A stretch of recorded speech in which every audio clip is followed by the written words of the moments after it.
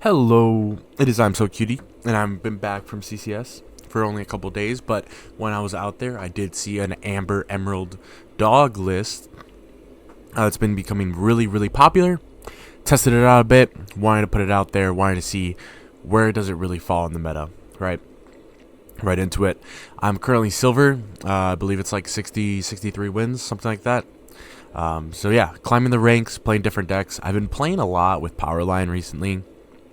Not really that good, but really funny.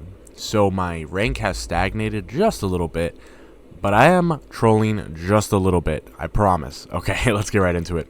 So these are the conversion ratios for all the tournaments. I don't know where I got this. One of my teammates sent me this, but this is data from the top 8s and the conversion ratio, right? So Amber Emerald actually has the highest. Therefore, for the amount of people that are playing it, which is a very small amount, a lot of them are overperforming, and they're performing very well. So seeing this and talking about this with my team, I wanted to kind of dissect the deck and see what I could put in, see what is really happening, and see why it's one of the best, right? Because statistically, it is. So, meta is dominated by Blurple and Purple Steel. We've seen this a million times. I took away the meta shifts just because we're super deep in the meta now. We're looking at Blurple, looking at Purple Steel. Super dominated. Purple Steel has won every single major event. Blurple won a 5K, and then Amber Steel won Ink Open. So, still a little bit on this side, right? But we are seeing a crazy meta adaptation. We are seeing blue-green, as I called it, come out of nowhere. Top cut. We had, I think, 6 in the top cut for CCS. I told you. This deck is it. I called it, and there it is. And then we also have Amber Steel Tiana, which Tiana is probably one of the most broken cards in the entire game right now. I actually hate it so much, but it is super good. These are the two decks that the meta is kind of adapting towards, and it is kind of smoking Blurple and Purple Steel. So it's super important. And where does this put Packerdogs? Well, I think it's a secret tier 1 deck. So this is the list, pretty cookie cutter to everything that we have seen in the last past weeks. I added a Rapunzel's Tower, cut down a Scrump number, went a little bit heavier on the Lilos, but otherwise I've made it pretty cookie cutter, and it has been performing really well. Blurple, you were just too wide. Purple Steel, you kind of sit upright a little bit, play the Prince, kind of just smoke it with the Tramp. Under the Sea doesn't really work there, so you do play the Yzma and the Bobby. But this Lady Tramp stuff up here, dude, it is so broken. Love it so very much. Super good deck, super aggressive. Again, it has such good legs in this meta game. It just takes advantage of Blurple so hard, and bumping these Ursula numbers up makes you almost immune to Under the Sea, especially with blue-green. Let's get right into it. So why do we want to play Under the Sea at the top, right? You have so much filtering in this deck. This big Tramp is one of the most serious cards in the entire game right now. It is so good. You can draw all 4 of them and discard 3 of them and then play 1, and then you have the game secured. It is so good. But this is why. You're playing Amber Steel now. Amber Steel is so hard to fight against. You cannot challenge that deck. You need to board wipe. And if you board wipe once, you're questing for 12 every turn. They cannot stop you. It is so good. Under the Sea is really just for the mirrors. A little bit of Purple Steel, like Diablo's Palace Guard such, but mainly for Amber Steel and mirrors. Decks are just getting a little bit more aggressive, and Under the Sea helps with that. You also play the Scrump for Blurple, because there are cards that actually get put right in range with Scrump, and Under the Sea actually hits a lot of Blurple cards. It is a little bit more grindy in that sense, but Under the Sea is just overperforming in this deck. It is so good. So why do you run the Yzma Bobby? Yzma Bobby doesn't seem good because they do not quest a lot, and they have underwhelming stat lines. But the thing is, they're allowing you to draw a card and discard a card.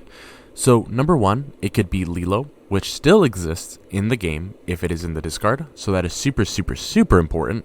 And then number 2, you are going for this lady every time. If you play Bobby into Lady, you now have a threatening 3 questing on board with 3 different bodies. But beyond that, when you shift into Lady later in the game, you are now drawing 2 for free, right? So these cards, if you play 2 Bobbies in one game, you're drawing 2 cards and discarding 2 cards. You've changed nothing, right? But the second you play this Lady, this Bobby and this Yzma read play them, draw a card. That's really good. Just play it, draw a card.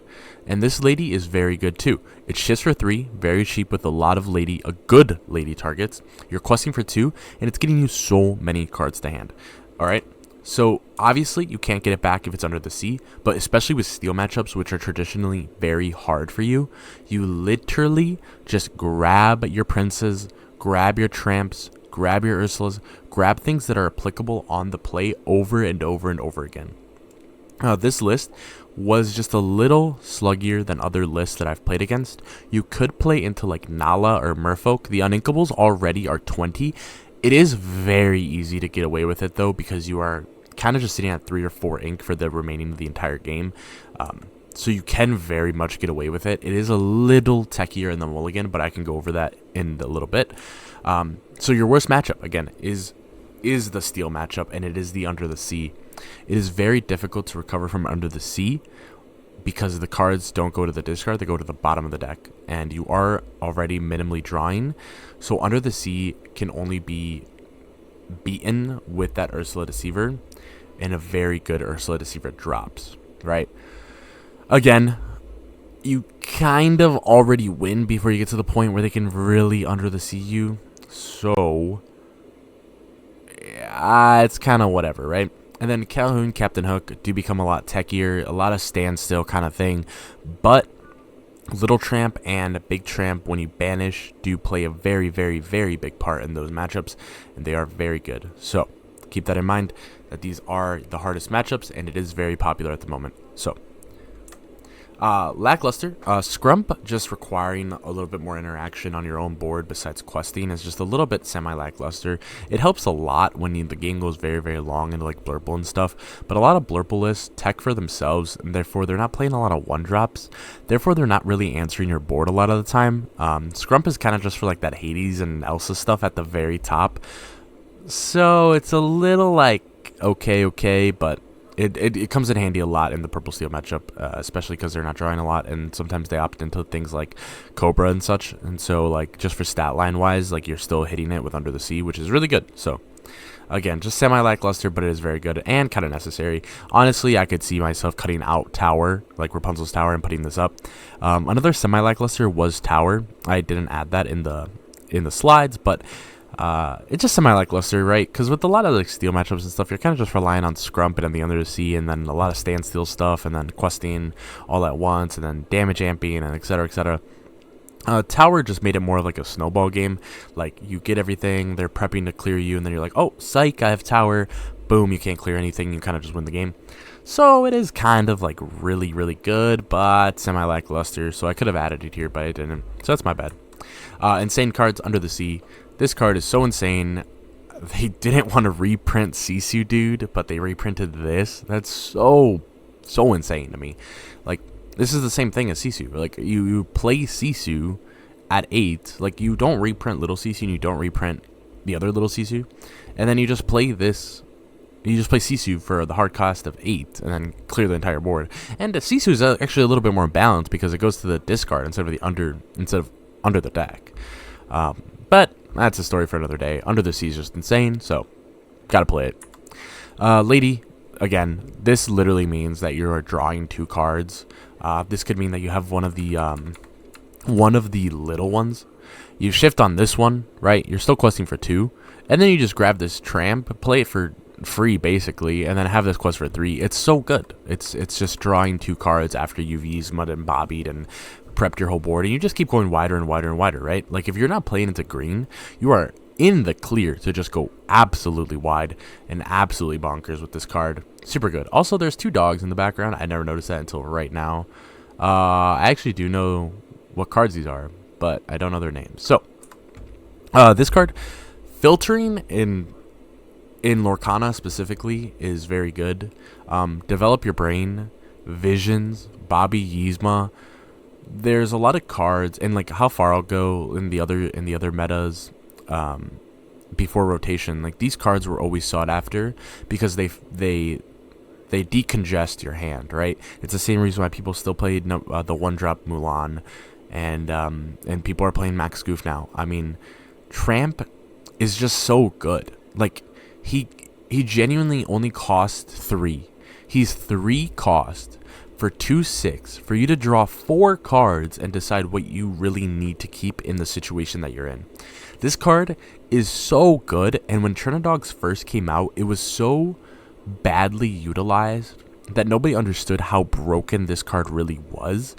But with a meta that is so resource limited, Tramp is just so good because you're always finding what you need without things like Prince John Chill drawing you a million cards, and Diablo, and double singing Ursula, and Shark, and Hiram, and all these things. Tramp is so good.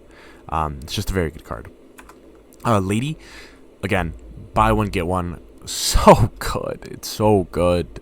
In Amber Steel, it's so good. And this deck, it's so good. You're literally just questing for 1 million with all the cards that this gives you. Lady is so good. I can understand why it's $10. I don't even want to buy this card. I have 2 of them, and I don't even buy it. Well, I literally don't even buy it. I want to buy 2 more because it's $20. I'm like, hell no. Yeah, super good card. It's literally on 3 after you have 3 characters. Play the lady, play something else. In things like Amber Steel, it's a dock. In things like this, it's Tramp. It's another lady to set up for the lady shift. You have 3 ladies. You're going to shift for lady and draw 2 cards the next turn. Crazy. It's crazy. It's crazy. So this is the on the draw. It doesn't vary a lot based on the draw and on the play. It varies more with matchups. But again, this is kind of just very general. So on the draw, it's always about having the tanky character, right? And it's always being responsive with the Tramp. If you need to be responsive, you need the ability to be responsive, right? So if they ink blue, okay, the likelihood is that you play this lady because you're going to play the lady. Let's say you draw into ink. You're going to ink. You're going to play the lady. They're going to go to your turn. They're going to play Sail. They're not going to have anything on board. You play Daisy +1, play Tramp +2, quest for 3. You have now positively taken advantage of the amount of lore you can get based on the recognition of the matchup. If the matchup is Steel and they play Captain Hook, you have to play Daisy Duck, because if they quest thinking that they won't be punished, the Tramp and Lady, the Lady will come out, then the Tramp will come out to boost the Daisy to take the Captain Hook. You're playing a very, very grindy tug of war, but it works out almost every time. Ursula, I enjoy keeping on the mulligans because you don't know when it's going to be necessary to hit the Under the Sea or hit the Strength of a Raging Fire. It is very important to keep things that are very flexible because, again, if you draw into another one, you ink it. That's totally fine. But if you don't keep it and you need it later and you lose because you don't have it, that is really bad. Also, the big Tramp, you have to keep it almost every single time. Again, your hand could be very bad and you literally have to send back 7. I would try to not get rid of this card because it is very important at ending the game.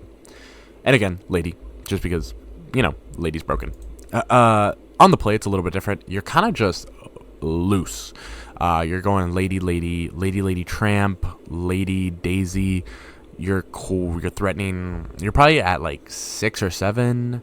And now you're threatening like 15, and then you hit this Tramp on top of it, and then you win the game. It's basically super simple. I mean, turn 5, you're winning the game. So on the play, a little bit more rambunctious. Really, the biggest difference. This is only 6 cards. The 7th card could be, kind of whatever. But like the cards that are very, very flexible, that's what I enjoy about Packerdogs so much, is that they're just super, super flexible. And I enjoy that a lot. It's a super straightforward deck and super good. And finally, this is the build. This is the same build. It works very well. Again, I would maybe just play with the numbers here and there. Maybe a little bit less Yzma, less Bobby. Maybe throw in a Merfolk. I don't know. Uninkables are pretty high. It is super good, though, as it is. Go Packers. Green, yellow. Milwaukee. DLC Milwaukee. This deck wins DLC Milwaukee. It's going to be amazing.